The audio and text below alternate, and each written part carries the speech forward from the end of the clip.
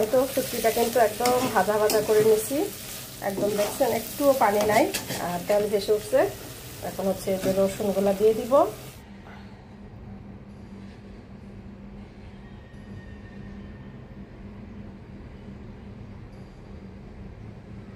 পানিটা শুকিয়ে আবার একটু পানি দিব, পানি দিয়ে আবার আসসালামু আলাইকুম, কেমন আছেন সবাই? আল্লাহর রহমতে নিশ্চয়ই ভালো আছেন, আমরাও ভালো আছি আলহামদুলিল্লাহ। তো রাশিদা দিনলিপি থেকে আবারও চলে আসলাম নতুন একটি ব্লগ নিয়ে। আর আজকের ব্লগটিও শুরু করছি রান্নাবান্না দিয়ে। আমি প্রতিনিয়ত চেষ্টা করি রান্নাবান্না দিয়ে আমার ব্লগটা শুরু করার, আর যতটুকু সম্ভব পারি আপনাদের সাথে রেসিপিটাও শেয়ার করার চেষ্টা করি, কারণ আমার রেসিপি কম বেশি সবাই অনেক পছন্দ করেন। যে কয়জন ভিউয়ার্সই দেখেন না কেন সবাই কম বেশি পছন্দ করেন আমার রান্না। আর মাঝে মধ্যে তো আপনারাও নিজেরাও কমেন্ট করেন যে আপু রেসিপি দিবেন। তো আজকে রান্না করব হচ্ছে লইট্টা শুটকি ভুনা। তো আমি একটু ডিফারেন্টভাবে লইট্টা শুটকি ভুনাটা করি, সেটা কি মানে ডিফারেন্ট কেন হয় বা কি দেই সেটাই দিয়ে বলবো। আর শুটকিটা মজা হওয়ার কিছু টিপস আর ট্রিক্স আছে, সেটাও আমি আজকে আপনাদের বলে দিব, দেখিয়ে দিব। তো এখানে বেশ কিছু লইট্টা শুটকি আমি সিদ্ধ করে একটু ছেঁচে নিছি। ছেঁচে নেওয়ার কারণ হচ্ছে আস্ত শুটকিটা দিলে আমার কাছে মানে একটু গন্ধ গন্ধ লাগে ভিতরে। তো এই জন্য আমি শুটকিটা একটু ছেঁচে দেই, তো আর তেলে ভেজে নেই, তাহলে শুটকিটা থেকে এত সুন্দর একটা ফ্লেভার আসে। তো কেউ যারা যে শুটকি জীবনে খায় নাই তারাও খেয়ে বলবে যে কি খেলাম, অসাধারণ, এত সুন্দর শুটকির যে এত সুন্দর একটা ফ্লেভার হতে পারে। তো তারাই বলবে যে শুটকির যে এত সুন্দর ফ্লেভার হতে পারে আগে জানা ছিল না।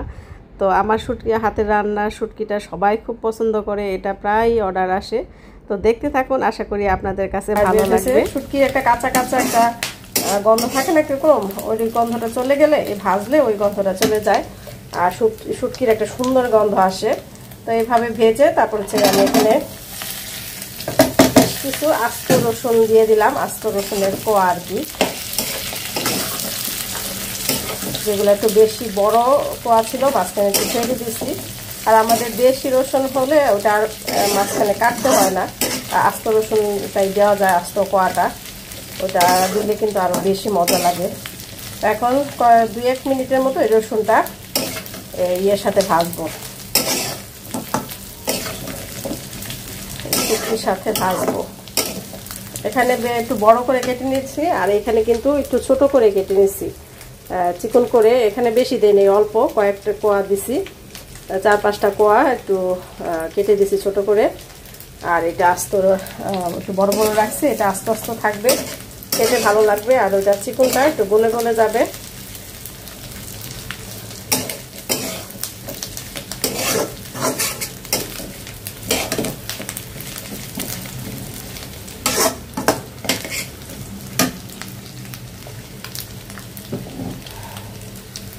তো এখন আমি এই যে কাঁচামরিচ, পেঁয়াজ আর এটা দিয়ে দিব।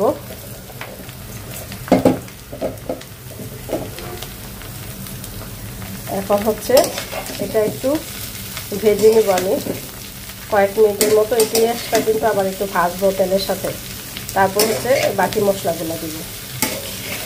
1 মিনিটের মতো একটু নাড়াচাড়া দিয়ে নিলাম, ভেজে নিলাম পেঁয়াজটা। তো এখন হচ্ছে মরিচ আর হলুদের গুঁড়াটা দিয়ে দিব। এখন আমি মরিচ দিচ্ছি 2 চামচ, আর একটু দিই, মরিচগুলো অত একটা ঝাল না। আর কাঁচা মরিচ দিছি বেশ, কারণ শুটকিতে একটু ঝাল ঝাল না হলে কিন্তু ভালো লাগে না, একটু ঝাল ঝাল হবে তাহলে খেতে ভালো লাগে। আর হলুদ দিলাম 1/2 চামচের মতো।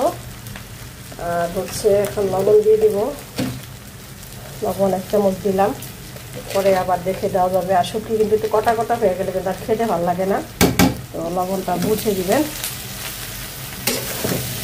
এখন হচ্ছে আমি এই হলুদ আর মরিচটার সাথে পেঁয়াজটা কয়েক মিনিট ভাজবো পানি ছাড়া। তো আমি কিন্তু শুটকির রেসিপি এর আগেও মনে হয় কয়েকবার দিয়েছিলাম, আপনারা আমার চ্যানেলে খুঁজে দেখতে পারেন, দিয়েছি বেশ কয়েকবারই মনে হয় দেওয়া হয়েছে। তো সবাই আমার হাতের শুটকিটা খুব পছন্দ করে, আর মাঝে মধ্যে তো অনেকেই কমেন্ট করেন যে আপু রেসিপি দিবেন, পুরো রেসিপি দিবেন। তো রেসিপি দিলে কি হবে বলেন তো আপনারা? যতগুলো রেসিপি দিছি একটা রেসিপিরও ভালো ভিউ হয় নাই। তো রেসিপিগুলার যখন দেই তখন একদমই ভিউ হয় না, তখন আর রেসিপি দিতে ইচ্ছে করে না। আপনারা যদি একটু সাপোর্ট করেন, ভালো একটা ভিউ হয়, তাহলে দেখবেন যে আমি প্রতিনিয়তই ভালো ভালো রেসিপি দিচ্ছি বা পুরো রেসিপি দেওয়ার চেষ্টা করবো ইনশাল্লাহ। আর এত কষ্ট করে যখন রেসিপি দেই, পুরো ভিডিওটা এই যে দেখেন, এক হাত দিয়ে ক্যামেরা ধরে এক হাত দিয়ে রান্না করতেছি, তো কষ্ট হয়। তারপরে এত সব কিছু একটু করে সুন্দর করে করতে হয়, তারপরে এডিট করতে হয়। তো রেসিপি দিলে ডিটেলসটা বলতে হয়, তাই না? আর যদি রেসিপি না দিয়ে জাস্ট কীভাবে রান্না করলাম একটু ভিডিও করে দেখাই দিলেই হয়। তো এত কষ্ট করার পর যদি দেখি ভালো একটা ভিউ হয় না, তখন আর রেসিপি দিতে ইচ্ছে করে না। আপনারা প্লিজ সবাই একটু সাপোর্ট করবেন, যাদের কাছে আমার রেসিপিগুলো ভালো লাগে তারা একটু আপনার ফ্যামিলি বা ফ্রেন্ডদের সাথে শেয়ার করে দেবেন, একটু বা আপনাদের প্রোফাইলে একটু শেয়ার করতে পারেন আমার ভিডিও ইগুলা, রেসিপি ব্লগ ভিডিওগুলি, তাহলে হয়তো একটু ভিউ হতে পারে। আমার কাছে না এই রেগুলার ব্লগের চেয়ে আমার কিন্তু রেসিপি দিতে আমার খুবই ভালো লাগে।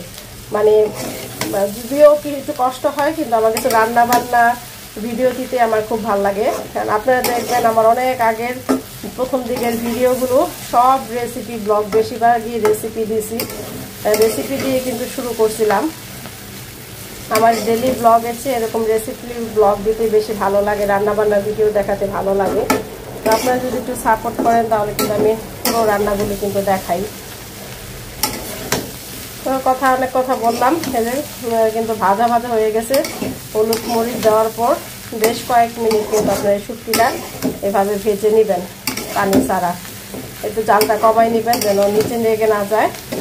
তারপরে হচ্ছে আমি এখানে পানি দেব, পানি দিয়ে আবার এটা কষাতে হবে। এখন হচ্ছে আমি পানি দিয়ে দিলাম, এখন একটু অল্প পানি দিই, পানি কিন্তু 2 বার এটা পানি দিয়ে কষাবো। এই যে এখন একটু পানি দিলাম, পানিটা শুকিয়ে আবার একটু পানি দিব, পানি দিয়ে আবার যখন আবার পানি দিব ওইটাই শেষ পানি দেওয়া হবে। ওই পানি দেওয়াই আস্তে আস্তে আমি একটা ভাজা ভাজা করব। এখন একটু জালটা বাড়াই দিব। আর এখান থেকে আমি আরেকটু পরে যে বড় বড় রসুনের কোয়াগুলা আমি উঠাই নিব, মানে আরেকটু নরম হলে আমি এই যে নরম প্রায় হয়ে গেছে, আর একটু নরম হলে আমি উঠাই নিব। কারণ শুটকিটা আমি ভাজা ভাজা করতে করতে এগুলা বেশি গলে যাবে, তখন কিন্তু আর ভালো লাগবে না। কারণ রসুন কিন্তু একটু বেশি পরিমাণে দিছি, এই জন্যই দিছি যে আমি এই রসুনগুলা একটু নরম হলেই বেশ কিছুটা রসুন কোয়া উঠাই নিব। তারপর তো এই তো আমি কিন্তু এই যে বেশ কিছুটা রসুন উঠাই রাখছি, আর যে একবার কষাই নিয়ে তারপর হচ্ছে আবার একটু পানি দিয়ে দিলাম। পানি দিয়ে এখন এদিকেই আর কি শুকাতে শুকাতে একদম ভাজা ভাজা করবো, যতক্ষণ সময় লাগে আর কি। আর শেষমেশ আরেকটা মশলা দেওয়ার বাকি আছে বলতো, এটা একদম শেষে দিব। এটা এবার এখন জালটা মিডিয়াম রেখে এখন অনবরত এটা ভাজা ভাজা করবো, যতটুকু ভাজা ভাজা করতে পারি আর কি। খুব সুন্দর একটা ফ্লেভার বের হয়েছে শুটকির।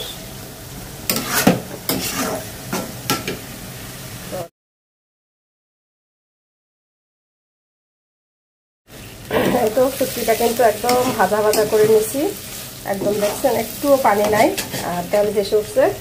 এখন হচ্ছে যে রসুনগুলা দিয়ে দিব, রসুনগুলা উঠাই রাখছিলাম। আর হচ্ছে সামান্য পরিমাণ জিরার গুঁড়া দিব, একদম খুবই সামান্য, বেশি না, জাস্ট হালকা একটু ফ্লেভার আসবে।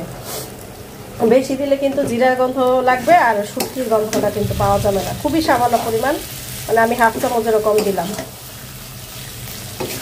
শেষ পর্যায়ে এটা একটু দিয়ে তারপর হচ্ছে জিরার গুঁড়োটা দিয়ে দিলাম। এখন কয়েক মিনিট আর কি একটু নাড়াচাড়া করবো, তারপর নামাই ফেলবো।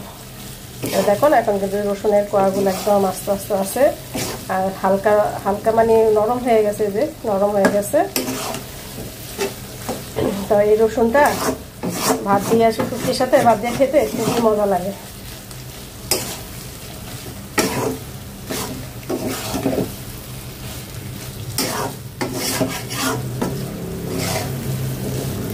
এখন একদম ভাজা ভাজা করতে করতে কিন্তু একদম কালো হয়ে গেছে শুটকিটা।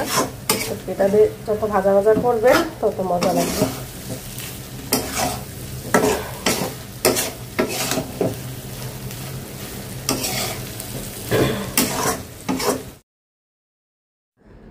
তো এই তো শুটকিটা অর্ডারের শুটকি ছিল, তো আর আমি একটু বেশি করেই রান্না করছিলাম, তো ডেলিভারি দিয়ে দিছি। আর বাকিটা আমি হচ্ছে যে বাটিতে বেড়ে নিছি। তো দেখতেই পাচ্ছেন কত সুন্দর হয়েছে, আর খেতেও খুব মজা হয়েছিল, যেহেতু এটা আগের ভিডিও, আগের রেসিপি, কিছুদিন আগের। মানে অসাধারণ, আমার মতো আমি যেভাবে রান্না করছি এভাবে একদিন আপনারা ট্রাই করে দেখবেন। ভালো না হলে তখন কমেন্ট করে জানাবেন। তো আশা করি ভালো হবে ইনশাল্লাহ। তো আজকে এখানেই বিদায় নেই, সবাই ভালো থাকবেন। আল্লাহ হাফেজ।